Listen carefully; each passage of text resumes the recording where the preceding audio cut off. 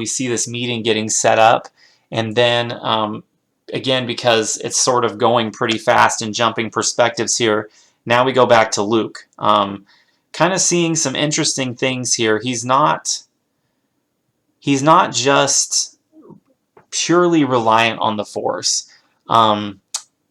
This is something that the Jedi get better at as time goes on in Legends, but kind of cool to see that, they're not necessarily, at least the good ones, are not one-trick ponies. Luke is not completely helpless without the Force. If you remember, when he was a farm boy, he's Anakin's son, so what does he have even if he doesn't have the Force? He has his mechanical abilities. He's a tinkerer. Right. So he's basically taking his mechanical hand apart to be able to hotwire the door. Yeah. Yeah, I thought that was great. He's ever so cunning. He's ever so wily. He's never truly backed into a corner because, he's got that mechanical background to fall back on, and he's at his core an eternal optimist, and he's not going to be kept down for long. Right. And so we get, a couple pages of this happening. Luke's trying to escape. Now we're starting the rapid fire cutting, almost like if it was one of those, if it was some sort of, drama, suspense type movie, what's going to happen? Are they going to find out, Luke's being held up here? So we start cutting back and forth. So now we get back to Card. Basically, I think he's having drinks with Han and Lando right now. Yeah, he's having dinner with Han and Lando, and he's interrupted by a comm call. And just like I mentioned at the end of Chapter 20, all of the pieces are being pushed together at the center of the board. It's Thrawn, and he's wanting more Yuslamari on the planet. So, and, Card put in a spot here because he's trying to be a good guy. He basically, I think... Let me see here on my notes. Okay, I'm not going to get ahead of myself, but still, so he's got 3 problems. He's got Thrawn's here. He's trying to make sure that Thrawn doesn't know he has Luke yet. He doesn't want Han and Lando to know that he has Luke yet. So now he's got to move all these pieces around while getting ready for Thrawn to show up. And I wrote down, Card needs to be careful here. It seems like his time courting both sides is about to get him in trouble. Right. Because, like you said, he's holding Luke captive in a storage shed. He's, whining and dining with Han and Lando, and he's on the phone with Thrawn. Right. That's only a recipe for disaster. And if he doesn't keep his wits about him, he can wind up in some serious trouble from any one of those people, because like I said, he's courting both sides. He's providing Thrawn with the things he needs, and now he's getting ready to try to work Han and Lando and Luke to his advantage. He's in a very precarious spot at this point. Right. And so then I have, it's better than any note I could write. It's on 267. He's got his people running to get everything done. Mara's like, we should turn him in. And he says, hey, one last detail. Make sure that the troops can't find the lightsaber that Luke had. Make sure it's not laying around. So then we get this paragraph. Taking a deep breath, Card got to his feet. First thing to do would be get back to the dining room and inform his guests of the sudden change in plans. That's Han and Lando. And after that, to prepare himself for a face-to-face confrontation with the most dangerous man in the Empire, with Skywalker and spare warships as 2 of the topics of conversation. It was going to be a most interesting afternoon. Yes. And you can only envision him taking a deep breath, because I wrote down, with him courting both sides, Thrawn nearly gets the best of Talon a few times in their comm call, because he's trying to skirt the truth and trying to keep things light and airy and trying to keep things, don't worry about what's going on over here, worry about what's going on over here. And Thrawn is just as cunning and as smart as Talon, if not smarter. So he can smell if things are fishy or not, and he's definitely smelling a something's fishy is going on right now. Right. So then we get to basically that same page where I just mentioned that. We get to 267, and Luke succeeds in hot wiring the door.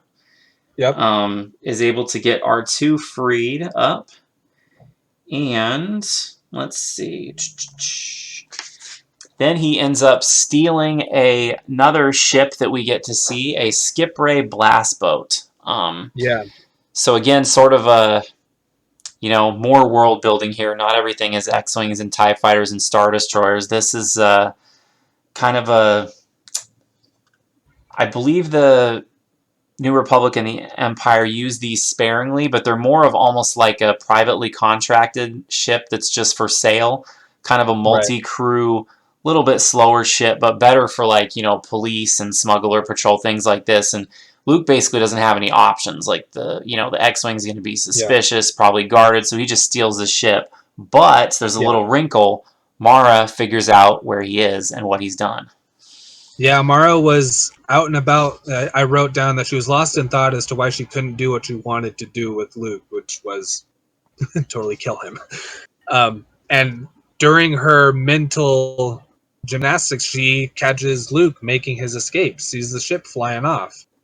And she initially thought it was Card sending an escort to escort the Imperials because Thrawn is making his approach.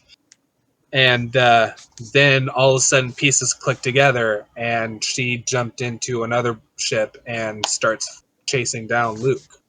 Right, and so now we get basically another chase scene. These entire 3 books are full of them, but we get to see sort of the skills and abilities of both Luke and Mara again. We kind of get a lot of these movies like Solo and some of the different things in the Star Wars universe, they kind of imply that hotshot pilots, so they can fly anything, and you'd think a Jedi would be able to, but we see Luke struggling with how unfamiliar the craft is. He's like, sure, I could figure it out eventually, but basically he doesn't have eventually. He's just trying to escape, and he's able to figure out just from the person chasing him how skilled they were. Has to be Mara chasing him. Yeah. Are we getting into chapter 23 now? Yeah, just started. I wrote down, just now realizing his predicament, Luke tries to evade Mara Jade without the Imperials noticing. Right. Because, everything is about to hit a collision course. Luckily, Luke is a Skywalker and a natural ace pilot. Except for that part where Luke crashes and is knocked unconscious. Right.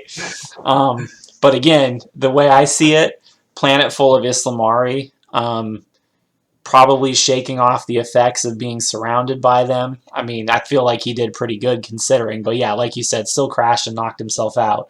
Problem is, Mara crashed as well. They both end up going down. They fill those details in.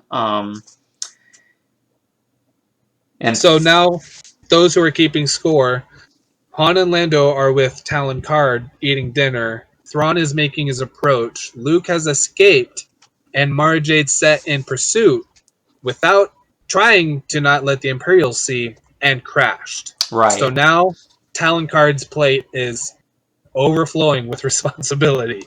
Right, and so Thrawn is actually there in person now.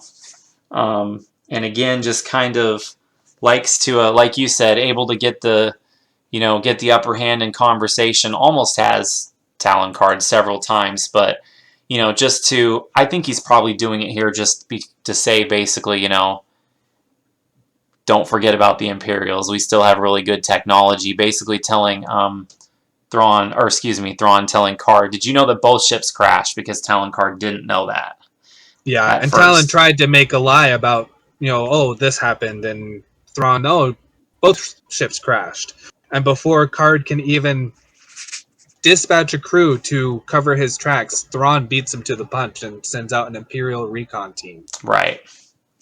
And so, then he still agrees to give Thrawn a tour, which I thought was crazy. But, again, trying to keep up the appearance that everything's normal. And then we jump back to... Go ahead. Well, let's back up a bit, because I wanted to get your input on this. because during Talon's receiving of Thrawn, listening to the audio, I wrote down, I'm not sure if Thrawn is actually suspecting Talon of any devious actions, but the sequence of events definitely make me think so. Right. It might be just political wording and a facade of being worried about Talon's crew, but it can just as easily be Thrawn is completely suspicious of something happening and he's trying to get to the root of it. I think so. Is that what you thought too? I kind of feel like, especially with what we know about his character at this point, I kind of feel like he's one of those people where he would rather think, maybe this person's up to something and sort of internally correct himself about it than have the shock of, oh, they were up to something. So I think he kind of is always trying to think 2 or 3 steps ahead in each direction. So he was probably just prepared to accept both possibilities. Like, I'm gonna act like I'm trusting him not to, damage this business relationship, but he's still maybe trying to hide something just so I don't get caught off guard. So yeah, I think it's kind of Right. He's trying to play both sides of it there. And then, like you said, oh no, I'm gonna help. Yeah. We're business partners, right? So I'm gonna send Yeah. troops. We care about your crew as much as you do, type of situation. Thrawn wants to play both sides of it as well. Like, if he finds out that Card is hiding stuff, he's going to deal with him. But if not, he wants to keep the business relationship. So, right. Okay. So yeah, we do that, and we jump back over to Han and Lando, and the poor Ghent. He's just trying to do his job, man. and he's such, and I'm saying this because I have some of those tendencies. I'm not a hacker by any means, called slicers in the Star Wars universe, but they write him as such a stereotypical nerdy guy, really good with details, and a really good, computer hacker, terrible social skills, can't keep a secret, basically spills the beans to Han and Lando after they just ask a couple of questions. Basically, he's no match for their, basically tricking him into giving details. It's stuff like this that makes me wish I would see. I want to see more Han and Lando in the early days, just running schemes, because I was reading here, reading my notes here, and it says elsewhere Han and Lando watch the exchange unfold via macro binoculars. The exchange being the conversation between Thrawn and Talon Card. And now, true to form, Han and Lando are at a disadvantage. They're outnumbered. They're on an unfamiliar planet, and now they're stuck between Talon and his crew, and Thrawn and the Empire. Mm-hmm. So they do what they do best. They rely on each other and put the pieces together to form a cohesive plan. That being kind of manipulating Ghent out of giving stuff away. Right. But in the macro binoculars, Han recognizes Rook as one of the alien species that has been antagonizing him and Leia. Right. Key point there, for sure. So, and also I made sure to note this because I thought this was fascinating. This is the first time in this book that Han and Lando, one of our main, two of our main characters, see Thrawn, the main antagonist, in person. It's pretty impressive that from a writing standpoint, they can make it.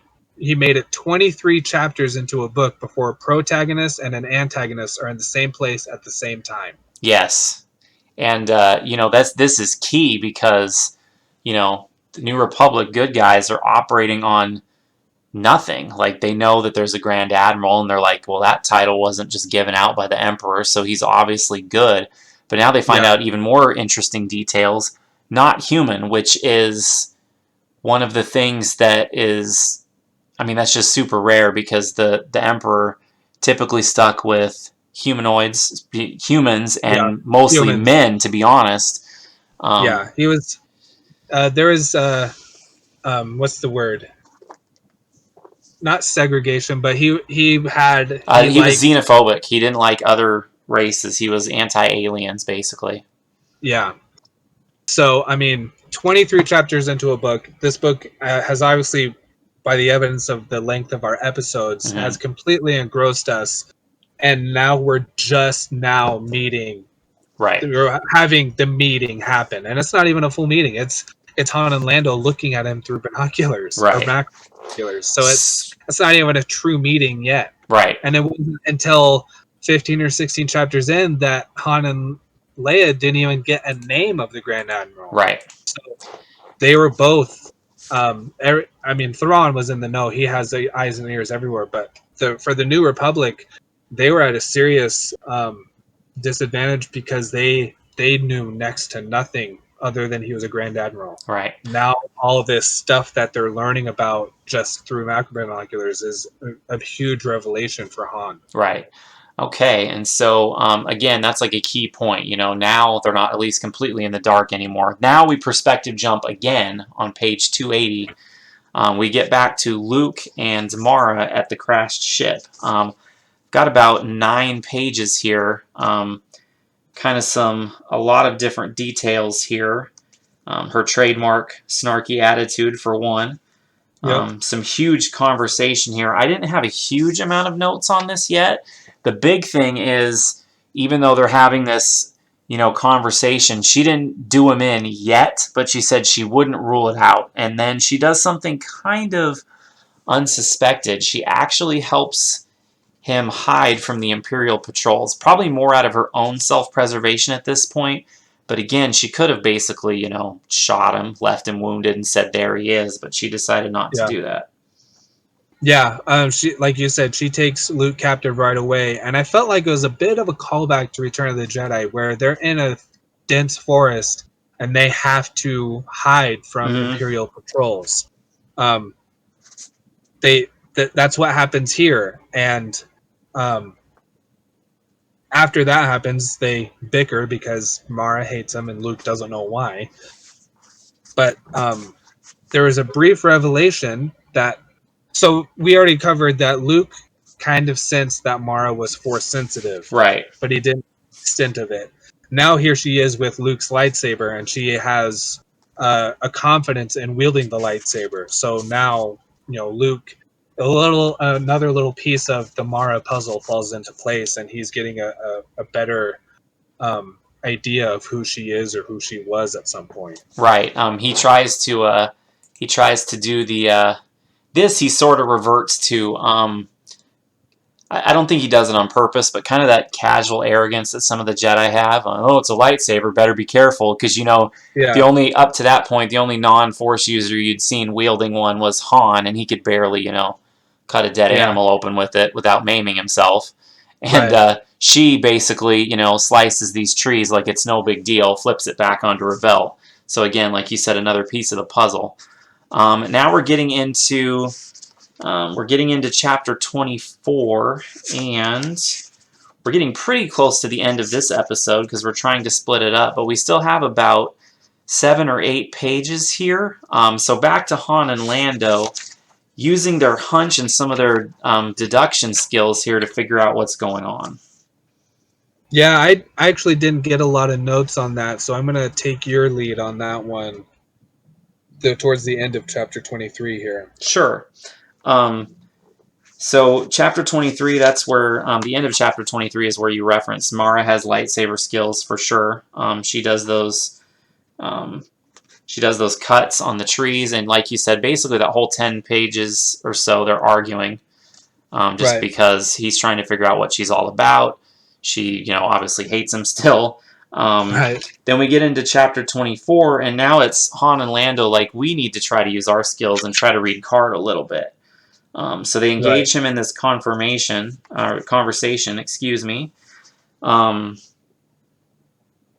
Card again saying he's not interested in working for the Empire or the Republic, basically. The only reason he let the Empire on the planet is because I think for one, he didn't have a choice. Just typical smuggler doesn't want to admit it, that he couldn't really stop them. But he said, I got more information out of watching them than they did from me, basically admitting we had the Islamari here. Then they try to bargain for more information, which Card's not particularly wanting to accommodate them at this point. But it's a pretty long and drawn out conversation here. Go ahead. Did you have something? I wrote at the beginning of chapter 24 that the next few chapters are lengthy, so I went for basic recaps. Mm-hmm. But to add to what you're saying, Han calls out Talon for dealing with the Empire and not revealing the nature of his business. Mm-hmm. It was a ploy to investigate as to who he was holding captive. Right. They figure it, and now, like I mentioned several times, Card's been courting both sides, and if he's not careful, he's going to get in trouble. The tables have turned on Talon at this point. Dealing with the Empire, holding Luke captive, and lying to Han and Lando. All of that is starting to bubble up. And his saving grace was he somehow kept the Empire from finding out about Luke, Han, Lando, and that he didn't turn them over. Right. I mean, Talon barely escaped this scenario with the skin of his teeth, because now, on the flip side, Thrawn is on to Card. He knows Talon lied about Luke's escape, and he deduced it might be Luke himself. Right. We mentioned before in the previous episode that Thrawn is brilliant at deducing conclusions to with things presented in front of him, and that's he did exactly that again. He deduced. Right, and so that's kind of the cutoff point right here. I'm just going to add a little to that conversation because that's about where we're going to have to cap it, at least for this part too. But Han and Lando, they play that hunch. They're able to get more information out of Card, willing or not. They found out that it was Luke, so we get to see some of their deduction skills a little bit, and they actually get Card to agree to help search for Luke after Thrawn leaves. Of course, he's not just going to leave because he thinks that they're up to something, which they are, obviously. But so now, Card gets a temporary reprieve from the situation, and he's going to go help look for Luke and Mara. And so that leads us to a good stopping point here. I put that as the end of part 2.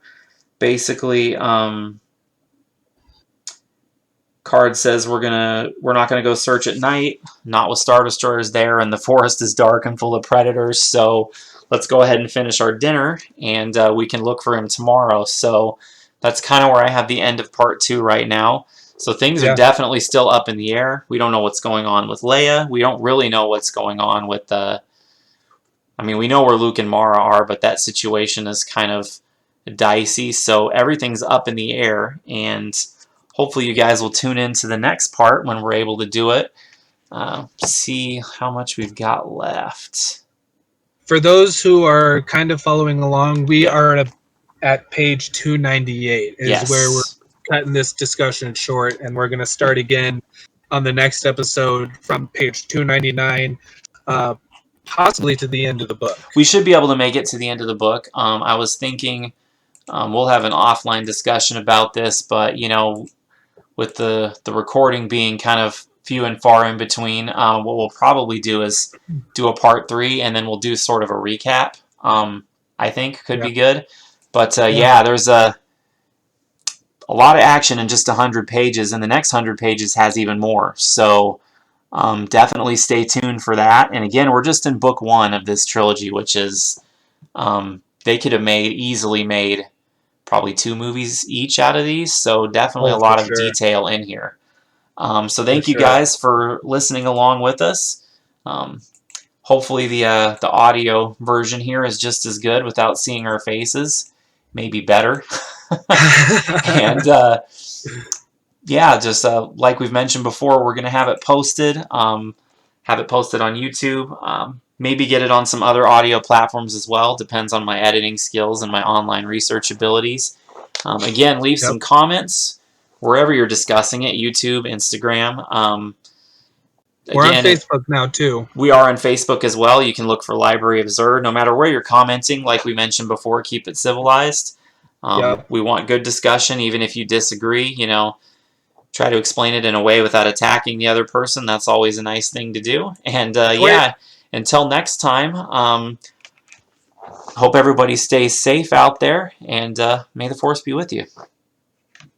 Bye, everybody.